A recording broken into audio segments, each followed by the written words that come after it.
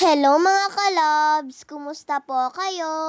Kahapon nga po pala yung video ko na to. Kinagabihan pa nga po niyan ay nilalagnat na nga po ako. Pero ayaw ko nga pong mag-absent mga kalabs. Kaya pinilit ko nga lang po sila mama at papa na kailangan ko nga pong pumasok.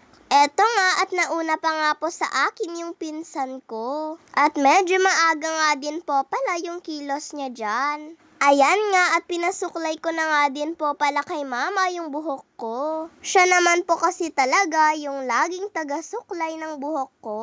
Umupo nga po ako sa upuan habang sinusuklayan nga po ako ni mama dahil talagang nahihilo na nga po ako dyan. Umiiyak-iyak na nga din po ako dyan mga kalabs. Ako lang din naman po kasi yung nagpupumilit sa kanila mama na gusto ko nga po talagang pumasok. Ayaw ko lang po kasing may mamiss akong lesson o activity namin eh. Kinagabihan pa nga lang po niyan mga kalabs ay kinausap ko na nga po si Papa na siya nga po ang maghahatid sundo sa akin. Dahil ayaw ko nga po kasing maglakad. Kaya kahit puyat nga po si Papa ay umokay naman po siya. Naiintindihan niya naman daw po kasi yung sitwasyon ko. At syempre bilang Papa ay ayaw niya naman daw po akong mapagod. Kaya kahit puyat nga daw po siya, ay ihahatid niya pa rin daw po ako.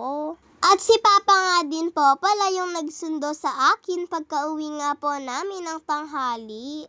At alam ko nga din po na sobrang puyat na nga din po si Papa.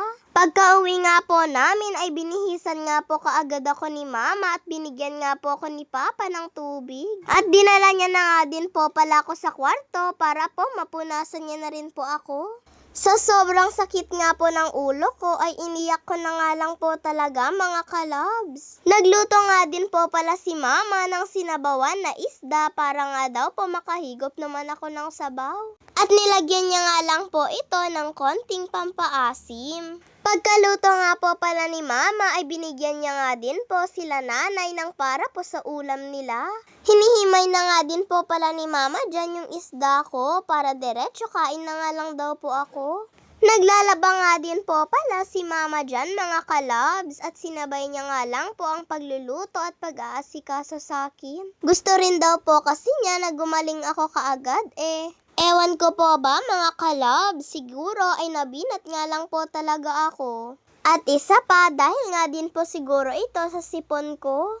Hanggang ngayon po kasi ay sinisipon pa rin po ako mga kalabs. Pagkahanda po pala ni mama ng pagkain ko, ayan nga po si Papa at binabangon niya na nga din po ako. Sabi nga po ni mama ay kailangan kainin ko nga daw po lahat. Ito nga pong sinandok niya sa akin. Para daw po makapasok na nga din daw po ako sa school. Pero nung tanghali nga din po niyan ay hindi na nga din po ako pumasok. At nagpaalam na nga lang din po ako kay ma'am. At umokay naman po siya mga kalabs. Wala nga din po pala akong panlasa dito nga po sa kinakain ko. Pero sabi nga po ni Papa ay kailangan ko nga daw po itong ubusin kahit wala nga daw po akong panlasa.